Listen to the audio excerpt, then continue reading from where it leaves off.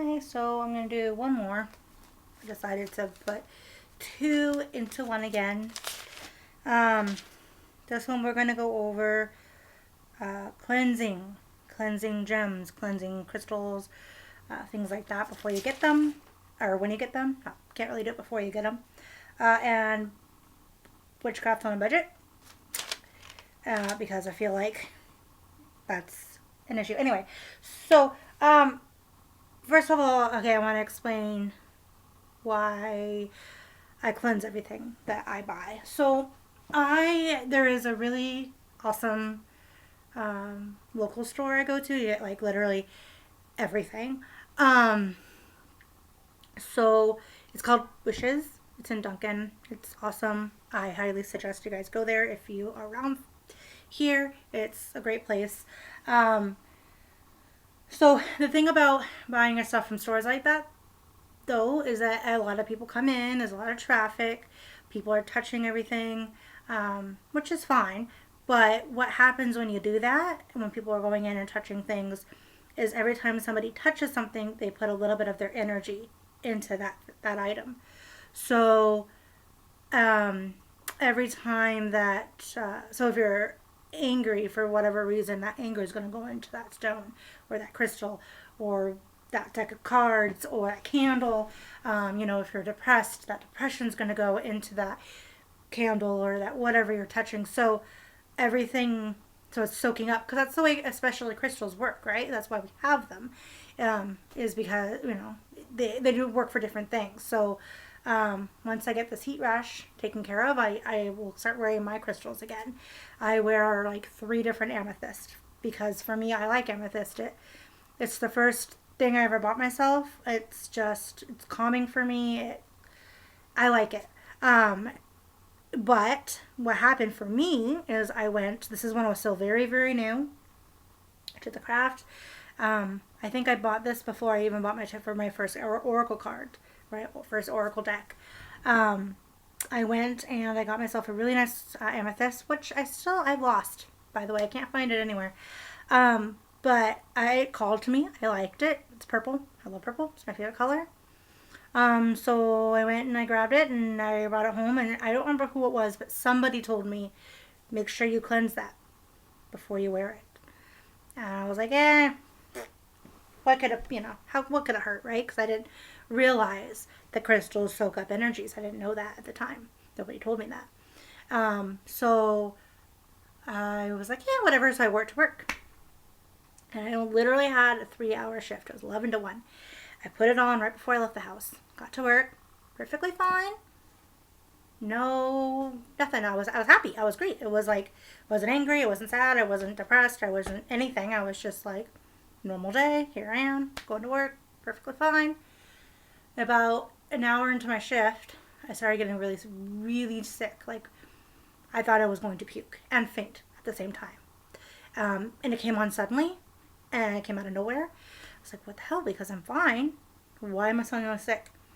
And then I started getting really, really angry. Like, I can't explain to you the level of angry.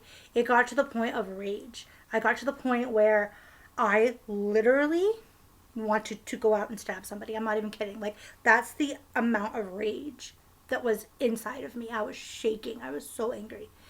I was like, what the hell? Like, why am I feeling like this? This isn't my feeling. There was nobody else around me. I mean, there was a few people around me, but not enough really for me to be picking up on it. Not to that level anyway. Couldn't figure it out for the life of me. I was like, what is wrong with me? Why am I so angry? This isn't me. I don't get that angry. It takes a lot to get me to that point. And it does not happen often. It does not happen easily. And I couldn't figure it out. I was like, why? Why am I so angry? And then at some point, my thoughts went to the crystal I was wearing, the amethyst. I was like, no way. There's no way that is what it is. But I took it off anyway. I was like, let's just see. Took it off within 20 minutes, half hour. Perfectly fine. Wasn't sick. Wasn't angry. I was exhausted. That's a lot of That's a lot of emotion to feel in a very short time. I was really tired, but I was fine. Everything was gone. I was like, no fucking way. I was like, no way that that's what it was. But I'm telling you, that's what it was. So when I say cleanse your shit, I mean cleanse your shit, because it does. Things will soak up everything. For people who do tarot readings, a lot of people who are seasoned in it will know. Some people like other people, to the people they're doing readings for, to touch the cards. They like to have their energies in there. Other people say, touch my cards, I'll kill you. Because you don't touch. And one thing I've taught my kids is you never touch a witch's tools without asking. Because some witches are like, yeah, whatever, I'll just cleanse it later. And some witches are like, yeah, no. They're mine. They have my energy in them. Don't even look at them, right? So you want to always, always, always, always, always, if anybody touches your stuff, cleanse it. If you buy something new, cleanse it. Cleanse it before you wear it. I'm actually very proud of my son because I went recently and got him a worry stone, and this is mine. Got him a cool little blue one. And his first question to me was, should I cleanse this before I use it? It's like, good job, buddy. Yes, you should cleanse it. Now there's different ways of cleansing them, and that's something I'm still learning myself. I have to actually do my own research on them because some cannot go into water. I used to just throw them into a saltwater bath on the full moon until I found out that some crystals actually can't go underwater. Some cannot be submerged. So you have to do your research on them. You have to find out what can, what can't. Sometimes you can just throw them in salt. That's fine. You can do like air, like a smudging almost with them, with like incense or like sage or cedar. Excuse me. There's all sorts of different ways you can do it. But just do it. Go find whichever way you want to do it. Find whatever way is okay for your crystal or your cards or your whatever you got. But cleanse them. My oracle deck actually was really cool because it came in the book. It tells you to personalize yourself with it and to cleanse it yourself, and it actually kind of gives you it walks you through how to do it for your tarot, for your decks, which I thought was pretty cool. So there's different ways of doing it. There's no one right way, wrong way, really, aside from some crystals can't go in water. But just do it, because let me tell you, I learned the hard way. That was terrifying. I don't get terrified. I don't get scared by much anymore. I'm to a point in my journey where I've accepted so much, and I realize the reality of so much that it doesn't. I'll never like the dark. I'll never like the possibilities of things that are in the dark. That's just because I don't like the dark. But I'm not scared of it anymore. I'm not scared of the possibilities anymore. Not to the level I used to be. So I'm not scared. I'm not terrified of a lot, but that was terrifying for me. I don't like feeling rage. I don't even like being angry. I don't like that feeling. That's why I try really hard to keep myself grounded and around happy things and butterflies and rainbows and unicorns, because I really don't like that feeling. And that was, I don't know what was going on with who and what capacity, but somebody touched that. Or maybe it was just the combination of people touching it. I don't know. Somebody was having a bad day, because whatever was into that crystal, whew, I hope that they settled whatever was up with them, because that was intense. So cleanse your shit always. And also, even if nobody else is touching them, cleanse them. I suggest full moon. That's what I do. Every full moon, I put mine in a little bowl with salt. I smush them all in there, and I leave them out with my moon water. And I take them inside when I take my moon water in. That's what I do personally, because they will still soak up your emotions and your energies. So you want to get rid of that and cleanse them. So cleanse your shit. And then budgeting. So a lot of people, I get the impression a lot of people think, kind of like with spells, that you have to have all of these tools and you have to have all of these cool stuff, and you really don't. It helps. And especially if you're doing something very specific, yeah, of course it's going to help.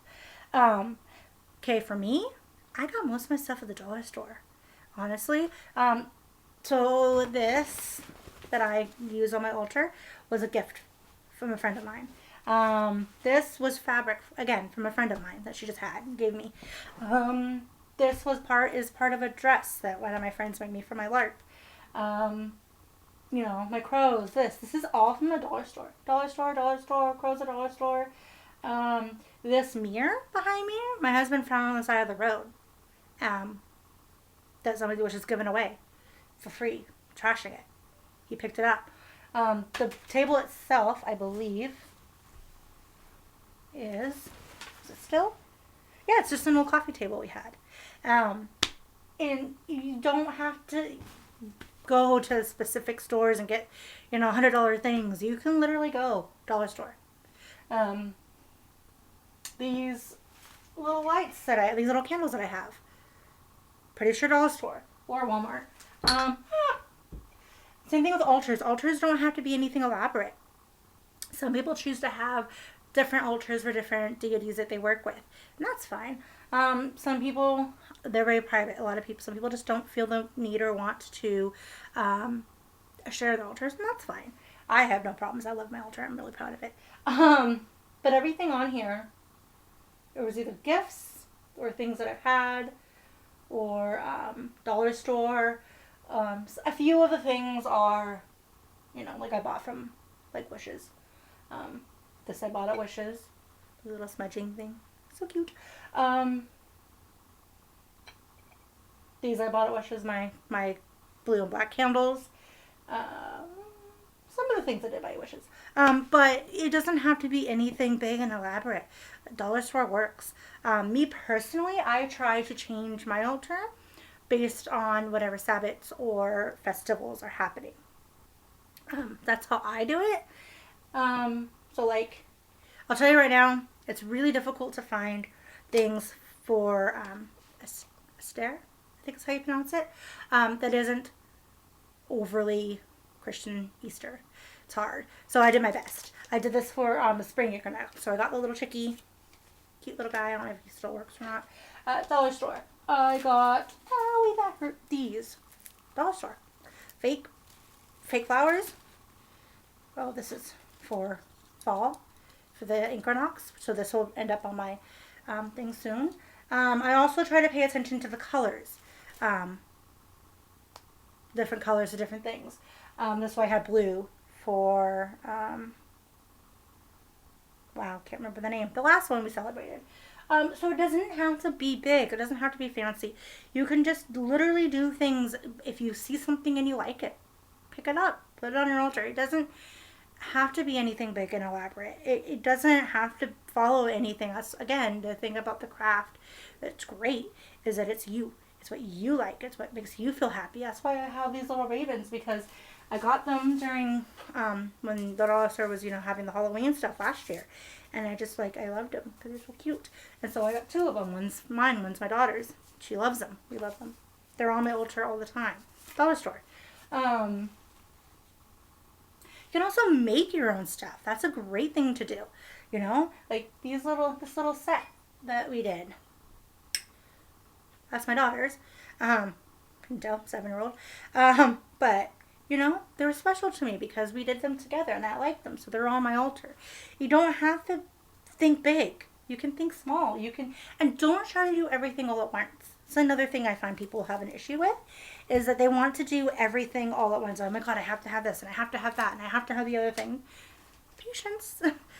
This took me a couple years, actually, to put it all together. It took a while. And every once in a while I'll add to it.